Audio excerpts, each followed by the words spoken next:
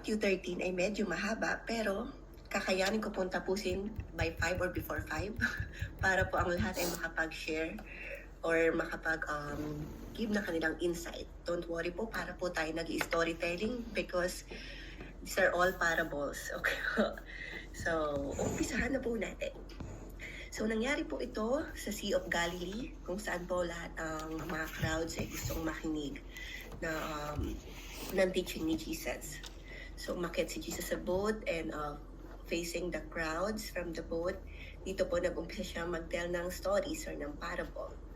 So, pag sinabi po natin parable, in short, it's or in layman's term, it para po siyang in comparison to. Kumbaga, usually po, kino-compare natin yung heavenly thing to earthly things.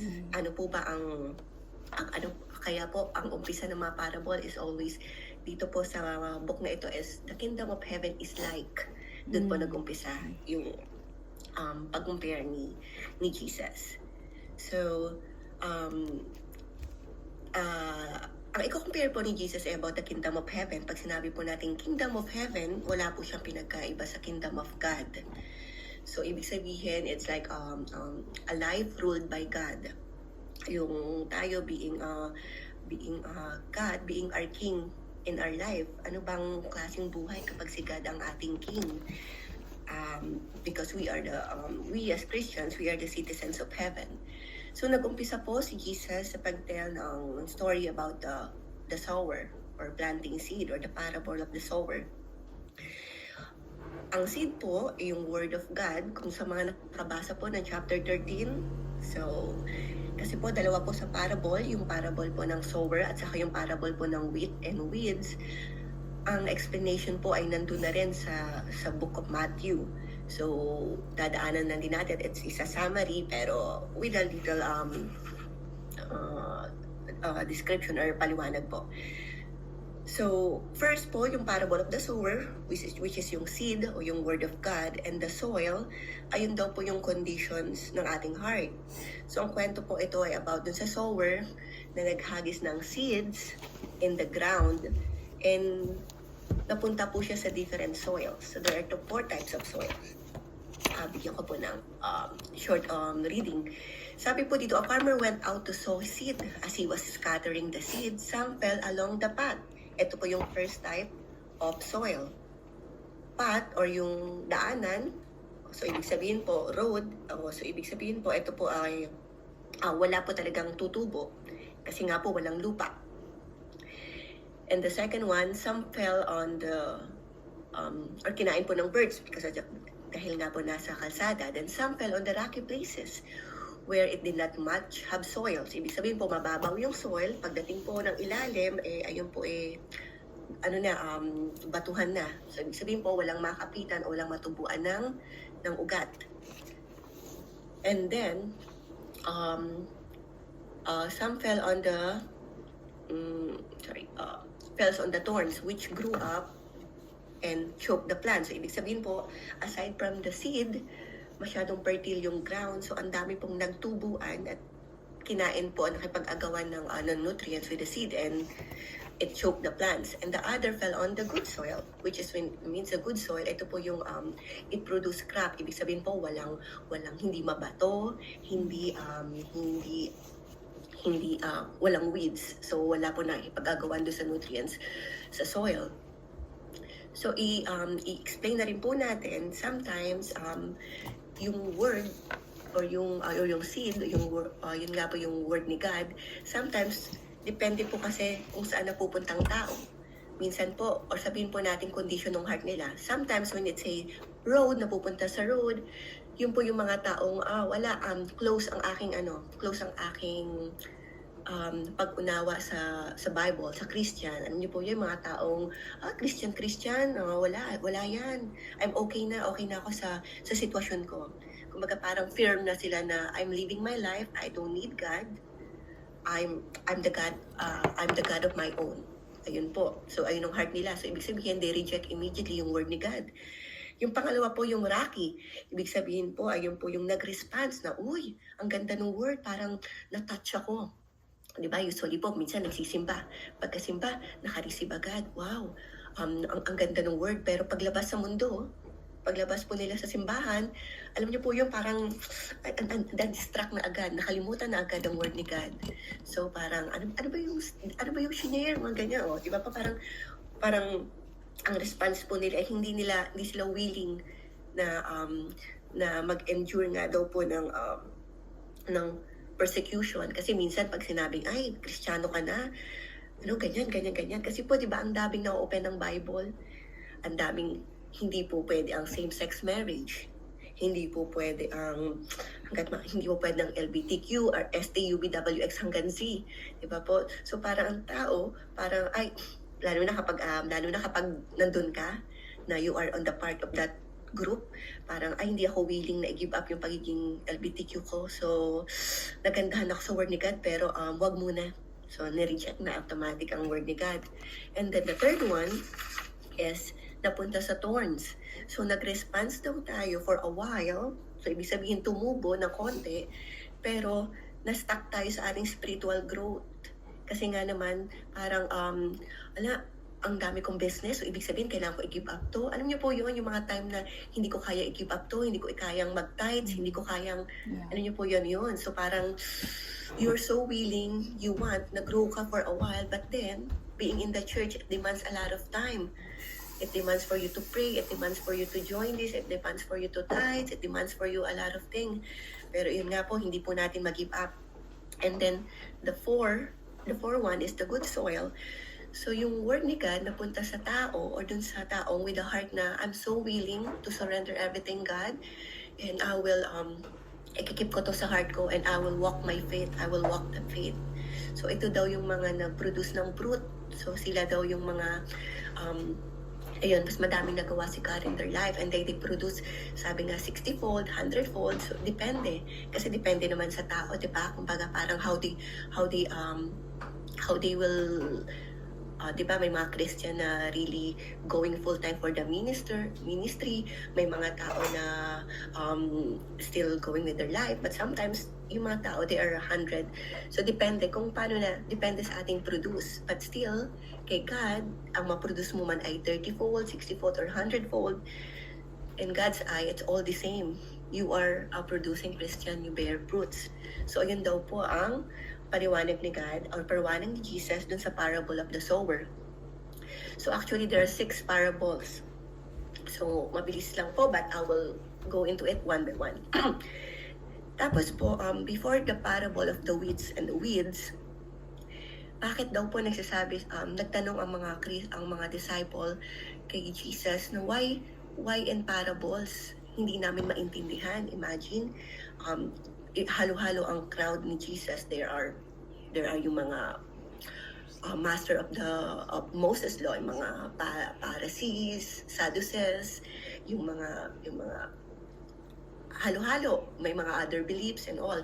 But Jesus choose to say it in parable. Kasi nga naman, kumbaga parang why in parable, or why people hindi maintindihan, some of them. Kasi nga daw, some of them they intentionally close their eyes, they intentionally cover their ears.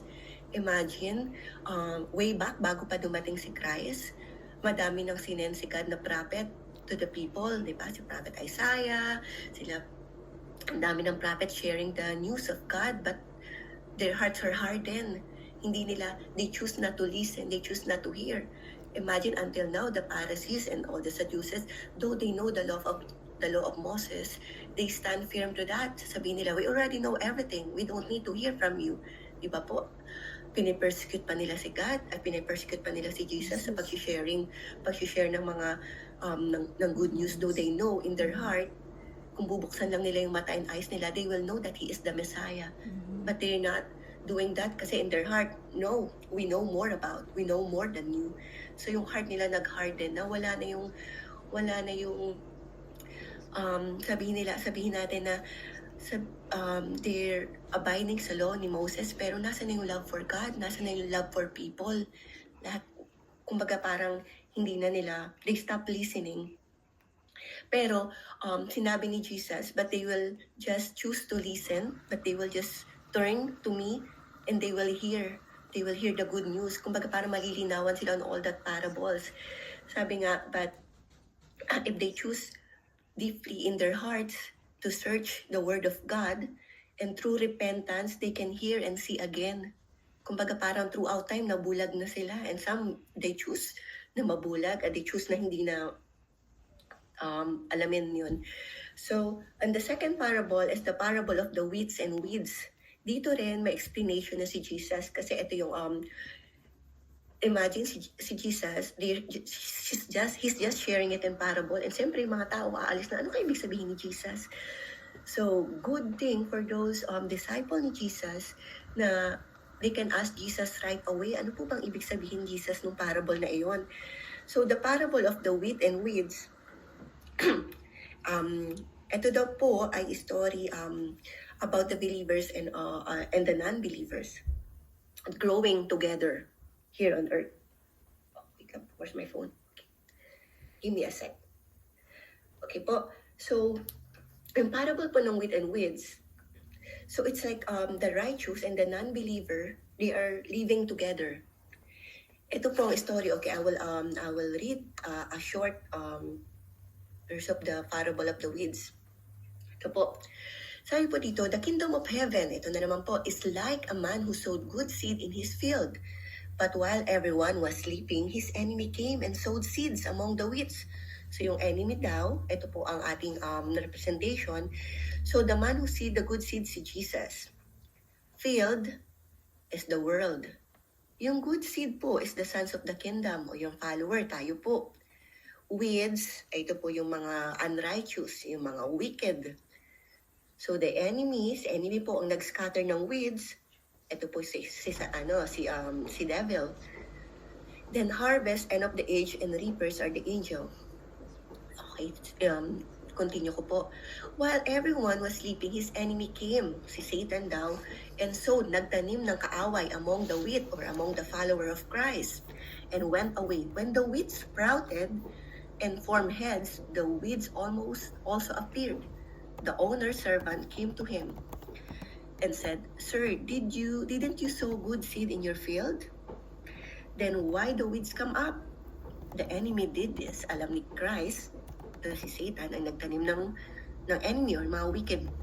The servant asked him, "Do you want us to go and pull them?" Sabi ng mga angels, "Do you want me to pull them? Do you want us?" "No," he answered, "because while we are pulling the weeds, you may uproot the wheat with them.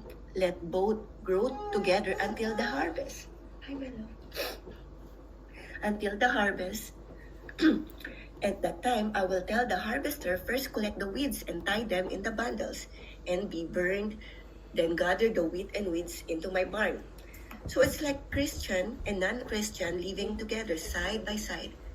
So in a church, hindi po, dahil sa dami ng church, sabi nga po, universal church, at ang dami-dami na po, iba-iba na po ang church na nagsusulputan. And it doesn't mean all the church will go, or not all the member of the church is a follower of Christ. And even in our own church, we don't know their hearts. So are they really a follower, or are they weeds? Sabihin po natin na wolf inside na acting like sheep. So pagdating daw po ng time, kasi po ang wheat and weeds, lalo na pag tumubo, they are look alike. So hindi mo ma-differentiate sino ba ang follower ni Christ diyan, sino ang hindi. So sabi ni Christ or ni God, tingnan natin until the harvest time. Magkakaalaman. Ibig sabihin ng harvest time, ayun po yung end of the age. Ayun na po yung judgment day. Sino nga ba ang mapupunta in heaven and sino mapupunta in hell. So sabi po, the angel will harvest, sila yung magre-reap. So for those weeds, kasi we will know magkakaalaman sa deeds, magkakaalaman in their hearts. Sabi nga, only God knows. Kasi sasabihin natin na, Christian yan, automatic sa heaven. We don't know. It's only God can sort that out. It's only God can sort sino ang weeds, sino ang wheat. So, it's a realization po, ano po ba by the end of the time, the judgment days, saan po ba tayo mapupunta? All this life po ba, tayo po ba ay talagang Christian or just an acting Christian? ayun po, so itatapon daw po lahat ng weeds o lahat ng mga unrighteous sa hell, kung saan po wala na pong lusot. Kahit po sila ay mag-repent and all, doon na po sila mapupunta. And it will be a lifetime of disaster, a lifetime of, sabi nga po nila, gnashing of teeth. Sa sobrang sakit ng apoy, talaga pong, imagine nyo po yung paulit-ulit. Lifetime nilang mararanasan. And the wheat will go to the barn of the owner, which is, they will go to heaven. Ayun po ang parable ng wheat and weeds. Lahat po ba ay buhay pa? Sensya na po at ang aking, hi Sis Rias, hi everyone, na nakahabol. Anak, you want cupcake? You want cupcake? Sorry po, Thank you, sis. hi sis, give me, sensya na po may nagising pong bata. Okay po. And next po, so the parable, let me, sensya na po ha, at ang ayaw po magpapaba ang ating batuta. Okay po. Okay. So, yeah. So, yung parable po natin na the parable of the sower, the parable of the call this the wheat and weeds, and then the third one po is the mustard seed. So, yung mustard seed daw po, the parable of the mustard seed. So, this is really a short story. Short lang po. Everyone is like short. So, yung sa mustard seed naman po, ang sinabi po dito, okay, the kingdom of heaven is like a mustard seed, which is a man took and planted in his seed, though it is smallest of the seeds, yet when it grows, it is the largest of garden plants and becomes a tree. And the birds come and perch in its branch. So some explain it as a kingdom of heaven daw po ay welcoming everyone. Now it will grow and welcome everyone, which is most of the Bible experts, hindi daw po ito ang explanation. Ibig sabihin daw po is it's like more of a corruption. Kung saan po pag lumaki daw po yung branches ng churches, there will come a time na the evil will corrupt things, kumbaga po, that shelter in the tree. So sometimes po, ito daw po yung mga churches na halimbawa po, inabandon na nila yung word of God sa teaching. Hindi po sila more on Bible-based. Ayun daw po ibig sabihin noon. Kumbaga ibig sabihin, in a church, nakapasok na po yung works of the enemy. Kumbaga parang it becomes a feel good sermon na lang. Ang nangyari po they become more on iba na po ang basis ng kanilang word. Kaya nga po may mga churches, I forgot those churches po, may mga churches na ina-accept ang mga same-sex marriage. May mga churches nang hindi ina-accept or contrary na sa Bible. Kasi nga po, nakapasok na po yung influence ng enemy on that church. Ayun po ang ibig sabihin po nung nagpasukan na yung birds in the branches of a mustard seed. It became a tree. So, pag sinabi po kasing bird, like the story of the sower, yung bird, it's the enemy. It represent the enemy. So, ayun daw po ang ginawa ng enemy. So, sa parable pong iyon, the parable of the seed, the parable of the wheat and weeds, and the mustard seed, it's more on the story of the church being corrupt or when the enemy corrupts it. Or, ayun po. Then, the rest of the parable naman po, yung remaining parable, which is, ito naman po, mabilis lang po ito. Hala, bilis ko po pala. So, doon po sa parable, remaining na parable, the kingdom is like a hidden treasure. Just to give a summary po ha, kasi halos same na po ang meaning ng mga ito.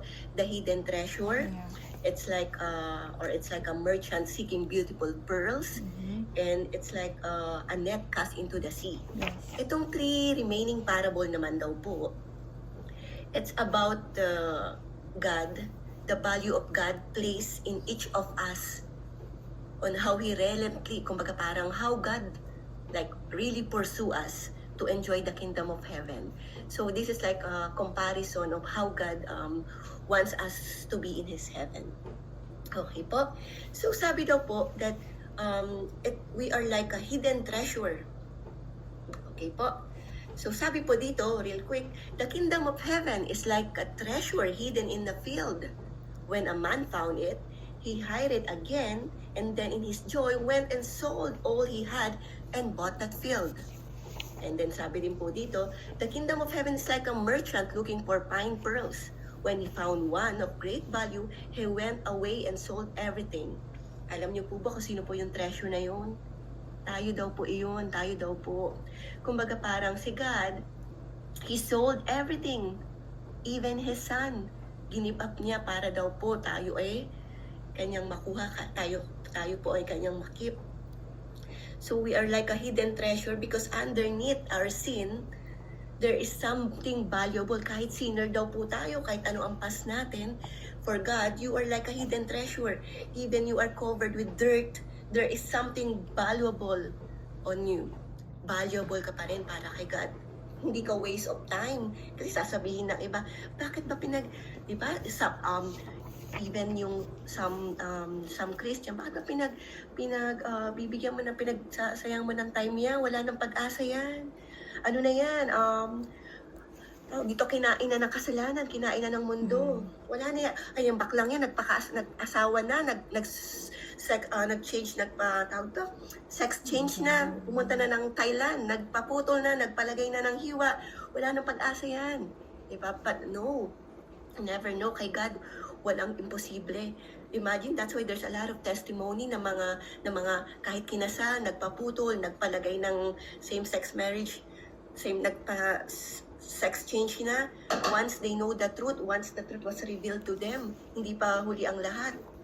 A lot of testimony, they said that ang tagal nilang naging prison ng lies, but once they found the truth, once they found God, amen, bumalik sila because they know that that feeling is nothing in compare kung ano ang kayang i-offer ng world. Only God can give that. You know, every time I realize, sabi ko, napaka-addicting ng feeling kapag nagpe-praise kay God. Napaka-addicting ng feeling kapag, lalo na siguro kapag nasa praise and worship and yung really ramdam mo yung presence ng Holy Spirit, it's so addicting. I don't know kung naranasan na ng iba o naranasan na ng most of Christian, but there's something on it na, I don't know di pa ako nakapag-weeds or anything but I think it's more than that. You're more high, like you're so high sa presence ni God, and that's something na kaya hindi ako makaalis sa pagiging Christian because gustong balikan from time to time. It's so addicting. And then sabi nga po dito, see, imagine Jesus, even Jesus' life, he agreed to God na okay God, di ba nga, if it's your will to take this cup away from me, pero pag hindi, di ba, willing si Jesus, it means on his mind, I'm willing as long as I can have you, kahit sinner ka pa. For you, I'm willing to take the cross. So, ibig sabihin, God pursued us, di ba? God purchased our freedom. Kahit paano ang ginawa mo in the past, kahit ano pa ang station ng heart, condition ng heart mo, God is willing and Jesus is willing to die for you every time para lang makuha yung heart mo. Okay, so sabi niya daw, like a merchant seeking beautiful pearl, you are valuable to God and worth dying for. Kahit sa paningin ng tao, kahit isabihin ng enemy sa'yo, you're worthless. No. Ang importante, kung ano sinabi ni God. Sabi nga sa Romans 3, verse 10 to 11, God always go after us. We never seek Him. We just respond. So, it's always God. Always God is waiting. Sabi nga, si God, nandyan lang yan We just respond. And in 1 Corinthians chapter 6, verse 19 to 20, sabi nga, you are bought for a price. Imagine that price. It's the life of Jesus. You are bought for a price. Last parable, he says, the kingdom of heaven is like a net that was let down into the lake and caught all kind of fish.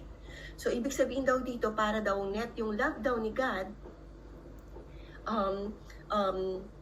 So yung ginawa ni Jesus, yung sacrifice ni Jesus, Jesus died for every kind of people daw, for every kind of fish.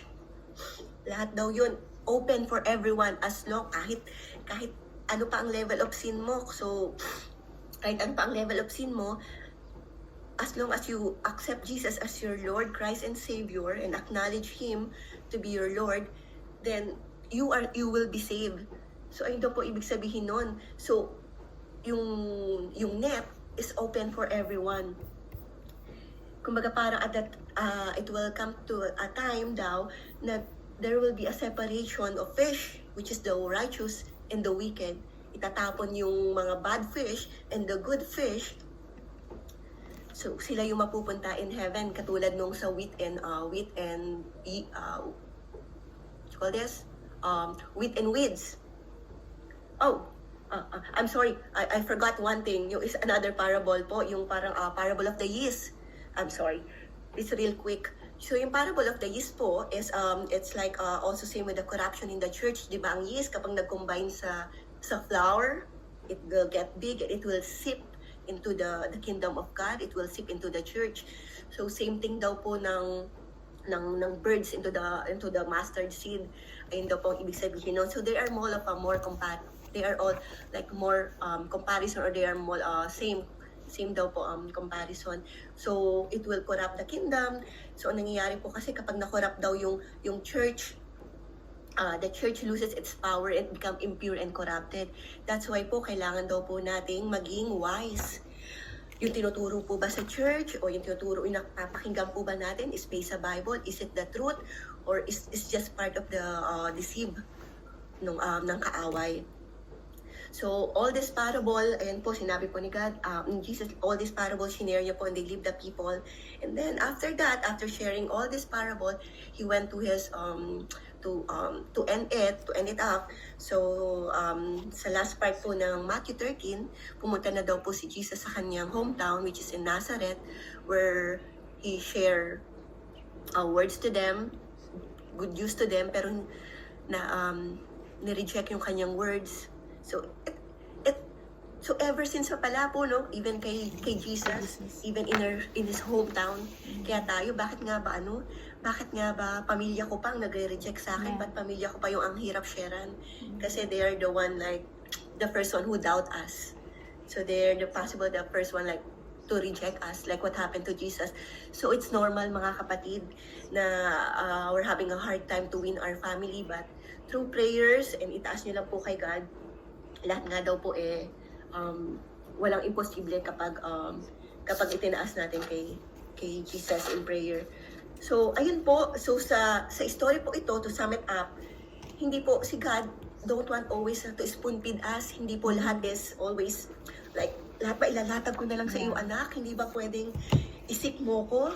Kasi ang iba kapag, di ba, the more we hear na, oh, interesting, I want to learn more, I want to hear more. So I will seek God more. So as bilang Christian, wag lang tayong waiting to be fed by the word of God. I mean, dapat we make effort as Christian. We don't. Yes, I will give you chance. We should double our effort to seek God. Sabi nga po, kapag seek God, pray all the time. Wag po tayo attend lang o once a week lang, attend lang ako ng Bible study, I'm good na. Attend lang ako ng church, I'm good na. Hindi po, dapat tayo mas eager tayo to seek God, pray every day po, give time. Kasi even Jesus pray kahit siya na po yung word. Remember po, si Jesus na ang word, pero si Jesus over ang pagpe-pray. Over ang, di ba po, early in the morning, evening, kapag may malaki pong gathering na mangyayari, lalo na po yung mga sermon in the mount, yung mga sermon po niya, he always give time to pray. Lalo pa po kaya tayo na ang dali-daling maswayed po ng mundong ito, na iba na po ang definition ng happiness, iba na po ang, di ba, iba na po ang status ng ating ng technology and everything. So ayun lamang po ang Matthew 13. Maraming salamat po. Hindi pa, ang bilis ko. So, because I want everyone also to share their insight. paano pa po ba tayo magpapalakas? Ano pa po bang insight nyo dun sa mga parables? Ayun lamang po, maraming salamat and thank you God for using me and thank you for the wisdom na ginamit, binigyan niyo po sa akin to share this. And sana po may take away po ang lahat. Hindi lamang po kami matatapos or matatapos sa Bible study na ito na wala pong natutunan at napakinggan. Thank you God.